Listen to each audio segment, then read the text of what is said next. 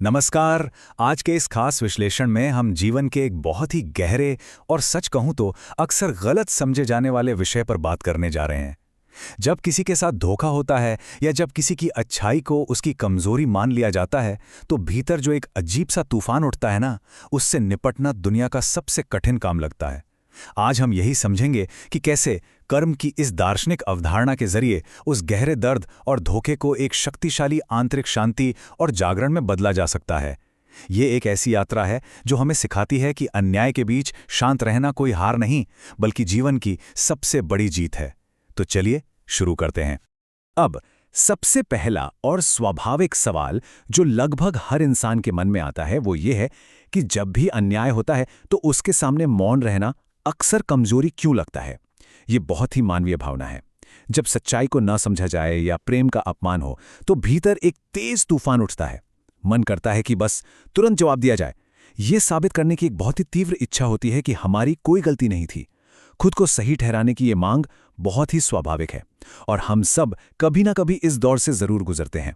तो आइए हमारे पहले भाग की ओर बढ़ते हैं, जो है प्रतिक्रिया देने की इच्छा, तुरंत न्याय का तूफान।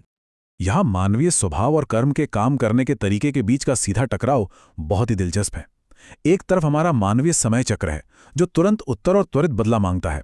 हमें सब कुछ साबित करने के लिए एकदम प्रत्यक्ष प्रमाण चाहिए होते हैं। लेकिन दूसरी तरफ देखिए, कर्म का समय चक्र बिल्कुल अलग है। कर्म कभी कोई जल्दबाजी नहीं करता। वह जीवन की तरह बहुत धीमी गति से चलता है, बिल्कुल मौन होकर अपना कार्य करता है, और सबसे बड़ी बात, वह बिल्कुल सही समय की प्रतीक्षा करता है। कर्म कभी शोर नहीं मचाता, वह बस शांति से प्रतीक्षा करता है। इसी से जुड़ा है हमारा दूसरा भाग, कर्म का छिपा हुआ समय चक्र, जिसे हम प्रकृति की अंतिम हिसाब प्रणाली भी कह सकते हैं। इसे समझने के लिए एक बीज के बारे में सोचिए। ये बहुत ही शानदार ढंग से दर्शाता है कि परिणामों की प्रकृति कितनी विलंबित होती है। जब एक बीज मिट्टी के गहरे अंधेरे में होता है तो वह अपना काम बिल्कुल छिपा कर रहा होता है। ऊपर से जमीन एकदम खाली दिखती है, फिर धीरे धीरे जड़ें बनती हैं जो उसका मौन आधार है। उसके काफी समय बाद तना विकसित होता है जो दुनिया को दिखाई देने लगता है, और अंत में बहुत समय बीत जाने के बाद फल आता है। कर्म भी बिल्कुल इसी तरह काम करता है। हर विचार, हर भावना एक बीज की तरह है जो धीरे धीरे अपना फल बनाता है। तुरंत कुछ नहीं होता। और ये विचार सच में इस पूरी अवधारणा का एकदम सटीक सार है। हम अक्सर देखते हैं कि गलत काम करने वाले लोग आगे बढ़ रहे हैं, झूठ बोलने वाले मुस्कुरा रहे हैं और चोट पहुंचाने वाले बहुत आराम से जी रहे हैं।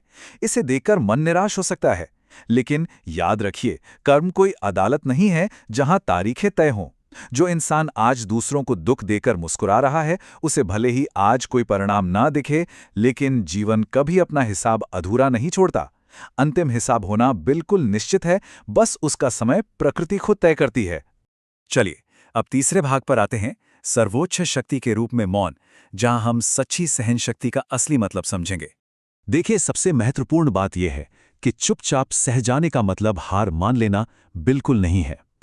सच्ची सहन शक्ति तो असल में बुद्धिमत्ता का सर्वोच्च रूप है। अगर कोई तुरंत प्रतिक्रिया नहीं दे रहा है तो इसका मतलब ये नहीं कि वो कमजोर है या हार गया है। इसका सीधा सा अर्थ यह है कि उस इंसान ने बाहरी तूफानों के बीच अपनी आंतरिक शांति को बचाए रखने का एक बेहद सक्रिय और बुद्धिमान निर्णय लिया है। क्योंकि जो व्यक्ति दूसरों की गलतियों के कारण अपना मानसिक संतुलन खो देता है, वो धीरे धीरे खुद को ही खोने लगता है। प्रकृति हमें ये बात कितनी खूबसूरती से सिखाती है। इन शानदार उपमाओं पर जरा गौर कीजिए। एक पर्वत इसलिए महान नहीं होता क्योंकि वो बहुत शोर मचाता है, बल्कि इसलिए होता है क्योंकि वो हर बड़े तूफान को चुपचाप सह लेता है। यही उसकी अडिग आंतरिक शक्ति है। विशाल समुद्र को देखिए, उसमें हजारों नदियां आकर गिरती हैं, फिर भी वो एकदम शांत रहता है, जो उसकी अनंत गहराई को दर्शाता है। और सूर्य, वो बिना किसी शोर या घोषणा के चमकता है। उसे ये साबित नहीं करना पड़ता कि वो रोशनी देता है। बिल्कुल प्रकृति की ही तरह जिस व्यक्ति का मन साफ है, उसे अपनी कीमत साबित करने के लिए शोर मचाने की कोई जरूरत नहीं पड़ती। अब आते हैं हमारे चौथे भाग पर, जो शायद सबसे अहम है, चरित्र की सच्ची परीक्षा, अपने आंतरिक प्रकाश की रक्षा करना। हम सब जानते हैं कि जब समय अच्छा हो, लोग हमारी तारीफ कर रहे हों, तो अच्छा बने रहना बहुत आसान है। उसमें कोई बड़ी बात नहीं है।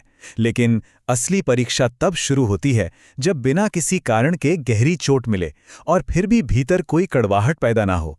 यदि किसी के साथ बहुत बड़ा धोखा हुआ है तो ये बहुत जरूरी है कि वो खुद धोखेबाज ना बन जाए। गहरी चोट लगने के बाद भी अपने भीतर की करुणा और विश्वास को बनाए रखना ही चरित्र की सबसे बड़ी और सच्ची परीक्षा है। ये सच में सोचने पर मजबूर कर देने वाली बात है। अगर किसी धोखे के कारण कोई इंसान अपने भीतर का विश्वास और शांति हमेशा के लिए खो देता है, तो नुकसान सिर्फ एक रिश्ते का नहीं हुआ। वो इंसान भीतर से उसी चीज में बदल गया जिसने उसे दर्द दिया था। बदला लेने की चाहत में खुद की आत्मा को, अपनी अच्छाई को नष्ट कर लेना जीवन की सबसे बड़ी त्रासदी है, क्योंकि नफरत की आग सबसे पहले उसी को जलाती है जिसके भीतर वो पैदा होती है। अगर हम बाहरी सफलता और आंतरिक शांति के बीच के फर्क को समझें तो तस्वीर बिल्कुल साफ हो जाती है। बाहरी सफलता बहुत हद तक दूसरों की स्वीकृति पर निर्भर करती है और यह बहुत अस्थायी है। आज है, कल नहीं, लोग आते हैं जाते हैं, लेकिन आंतरिक शांति एकदम स्थायी है। बाहर से बहुत सफल दिखना ही काफी नहीं है। सबसे महत्वपूर्ण बात यह है कि जब रात को आप बिल्कुल अकेले हों तो आपके मन की गहराई में कितनी शांति है। एक शांत मन ही असल में सबसे बड़ी संपत्ति है, जो जीवन के हर तूफान से आपको सुरक्षित निकाल सकती है। और अब हमारी इस विश्लेषण का अंतिम भाग, आंतरिक पीड़ा के माध्यम से जागरण, जागरूकता की ओर संक्रमण। ये एक पूरी मनोवैज्ञानिक यात्रा है जिससे एक इंसान गुजरता है।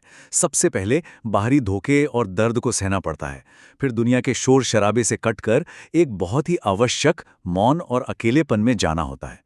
ये अकेलापन धीरे धीरे एक दर्पण बन जाता है जहां कोई भी अपने ही मन और अपनी कमजोरियों का सीधा सामना करता है, और अंततः ये पूरी प्रक्रिया परम आत्मनिर्भरता और जागरूकता की ओर ले जाती है। यहां आकर ये समझ आ जाता है कि असली ताकत किसी और में नहीं बल्कि खुद को भीतर से संभालने में है। प्रकृति के चक्र हमें बताते हैं कि नया सृजन होने से पहले कुछ टूटना जरूरी होता है। जैसे बारिश से ठीक पहले बादल अकल्पनीय रूप से भारी हो जाते हैं, या फिर सुबह होने से ठीक पहले रात सबसे ज्यादा गहरी होती है। एक बीज को भी नया जीवन पाने के लिए पूरी तरह से मिट्टी के अंधेरे में दबना पड़ता है। जब दर्द बहुत भारी हो जाता है, जब जीवन की रात सबसे अंधेरी लगने लगती है, तो समझ लीजिए कि भीतर एक नई समझ और एक नई सुबह का निर्माण हो रहा है। सच तो यह है कि ब्रेकडाउन के बिना ब्रेक थ्रू संभव ही नहीं है।